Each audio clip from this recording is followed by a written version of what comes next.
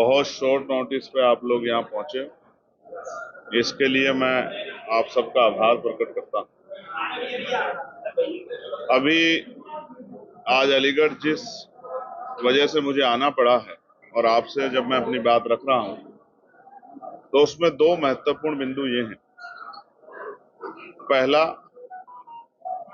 उत्तर प्रदेश में जिस तरह की कानून व्यवस्था और उस कानून व्यवस्था में दलितों, पिछड़ों, मुसलमानों, अन्य धार्मिक अल्पसंख्यकों पर जिस तरह का हमला लगातार हो रहा है, आरोपी एसी के कमरे में सो रहे हैं और पीड़ित जो है न्याय के लिए गली गली चक्कर काट रहा है और न्याय नहीं मिल रहा है। रोज उत्तर प्रदेश में बहन बेटियों का अपमान हो रहा है, मारा जा रहा है, जलाया जा रहा है, कमजोर वर्गों को पेड़ पे लटकाया जा रहा है मार मार के। कोई उनको पूछने वाला नहीं, कोई सुनने वाला नहीं। कुछ दिनों पहले ऐसी एक घटना यहाँ हमारे पार्टी के सम्मानित राष्ट्रीय कोर कमेटी के साथी पूर्व मंत्री चौधरी महेंद्र सिंह जी और उनके परिवार के साथ भी इस तरह की घटना घटित हुई। उल्टा किस दबाव में, हालांकि मैं तो ये मानता हूं कि पुलिस को किसी का दबाव नहीं लेना चाहिए, उनको न्याय संगत काम करना चाहिए।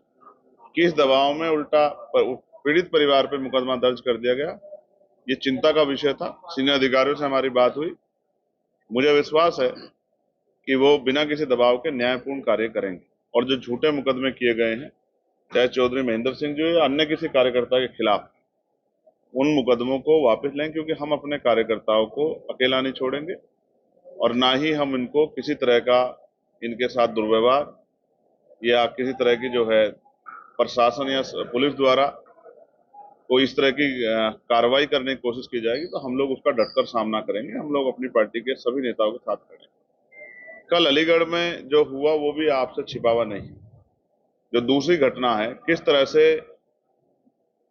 3 मुस्लिम बच्चों को पीटा गया, ये भी 4, और ये भी एक सच है कि उन्होंने अपने कागज भी दिखाए, जहां से वो लेके आए वहां की पर्ची भी दिखाई, वो खुद में मीट व्यापारी है, ये बात भी उन्होंने सबके सामने रखी। लेकिन फिर भी एक भीड़ ने जिस तरह से उनके ऊपर टूट पड़कर, और उनकी हालत देखने के लिए अभी मैं जाने वाला हूं। अभी जब हम सीधे जा रहे थे तो पता लगा था कि डॉक्टर उनको चेक कर रहे हैं, इसलिए मैंने सोचा कि थोड़ा सा रुक जाते हैं। उनके सरों पे जिस तरह के घाव हैं, जिस तरह मुझे पार्टी के पदाधिकारी द्वारा बताया गया, उनके बॉडी पे जिस तरह के निशान है, जिस तरह की मारपीट उनसे की गई है, मैं ये मानता हूं कि ये कानून व्यवस्था पे एक बहुत बड़ा धब्बा है। ये भी बताया गया कि पुलिस की मौजूदगी में सब चीजें हुई।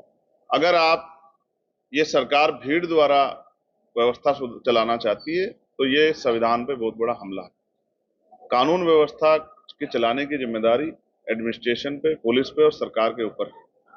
कोई भी भीड़ किसी को मार दे, पीट दे, हालांकि ये सत्य है कि उन पर कार्रवाई हो जाएगी, लेकिन उन बच्चों को कहां से वापस लाएंगे, उनके परिवार का क्या होगा।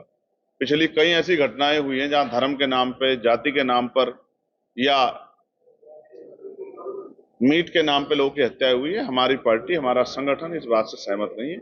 मैं उस घटना का पुरजोर विरोध करता हूं और उन परिवार के साथियों से जाकर मिलूंगा, उनके इलाज की जानकारी लूंगा और क्या कार्रवाई प्रशासन उसमें कर रहा है, पुलिस कर, इसकी भी जानकारी लूंगा। और जो आरोपी हैं उन पे सख्त से सख्त कार्रवाई की जाए, इसके लिए भी जो है पुलिस प्रशासन से और सरकार से मांग करूंगा, क्योंकि आज उनके साथ है, कल किसी और के साथ होगा। अगर हमने इस हिंसा को नहीं रोका, भीड़ द्वारा जो भीड़ की शक्ल में जो हिंसा की जा रही है, इसको नहीं रोका, तो कल किसी की भी जान को नुकसान हो सकता है। आप भी पत्रकार साथी हैं, आप भी जनता की आवाज उठाते हैं। किसी दबंग को, किसी सामंत को पसंद नहीं आया तो आप पे भी हमला कर सकता है। तो ये लोकतंत्र और संविधान पे जो हमला है, इस पे चुप रहना, इसको बढ़ावा देना, इसलिए दोनों घटनाएं चिंता का विषय है। और हमारी पार्टी का स्टैंड है कि हम किसी भी अन्याय पे चुप नहीं रहते, हम इस अन्याय का मुकाबला करेंगे। सड़कों पे करना पड़ा सड़कों पे, और जब पार्लियामेंट चलेगी, पार्लियामेंट में भी इस अन्याय के खिलाफ हम लोग जोर शोर से आवाज उठाएंगे। हमारा जो धर्म है वो संविधान है, संविधान के आधार पर ही प्रदेश और देश चलना चाहिए। कानून व्यवस्था अच्छी होनी चाहिए, रोटी कपड़ा मकान की व्यवस्था होनी चाहिए, अच्छे इलाज की व्यवस्था होनी चाहिए, जो कि उत्तर प्रदेश में तो दिखाई नहीं दे रहा। मैं इसी बात के साथ अपनी बात को खत्म करता हूं। और कोई आपका सवाल हो तो आप पूछ सकते हैं। यूट्यूबर के साथ में भी उसी क्षेत्र में मारपीट की गई, उनका ही वीडियो सोशल मीडिया पर वायरल, वो भी दलित समाज से आते थे और लिहाजा पुलिस ने कहा कि छेड़छाड़ का मामला है तो जेल में भेज दिया गया। मैं फिर आपको स्पष्ट कर दूं, मैं भीड़ द्वारा हिंसा की बात आपसे क्यों कह रहा हूं। अगर किसी ने कोई अपराध किया है तो पुलिस उसको गिरफ्तार करे, कोर्ट उसको सजा दे। लेकिन सोचे कल अगर कोई और जो है इस अपराध को, इस तरह के अपराध को किसी पे आरोप लगा के, क्या आरोप लगा के आप किसी को पीटने का ठेकेदारी ले सकते हैं क्या?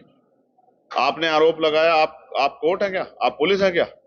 आप जज है क्या कि आप ही तय कर दो कि सजा क्या होगी? तो इस तरह की हिंसा का हम लोग समर्थन नहीं करते, और हिंसा करने वालों को मैं सचेत करना चाहता हूं कि भारत का संविधान और भारत का कानून सभी के खिलाफ कार्रवाई करता है, चाहे वो कोई बहुत बड़े परिवार का हो, चाहे बहुत बड़ी पॉलिटिकल पार्टी से जुड़ा हुआ हो, या उसका समाज सामंतवाद को मानता हो। ऐसे हर आदमी पे कार्रवाई होती है। ये आज नहीं तो कल होगी। ऐसा तो नहीं कि हमेशा सरकार एक ही बनी रहेगी। लोकतंत्र में जनता जिसको मौका देती है वही आगे बढ़ जाता है। हमने इन दलों को पिछड़ते भी देखा है। तो अब जनता आजाद समाज पार्टी की तरफ भी देख रही है। आजाद समाज पार्टी का 2 सीटों पर लड़के एक सांसद भी बना है। अगर यहाँ की जनता ने आजाद समाज पार्टी को आशीर्वाद दे दिया तो फिर इस तरह के आरोप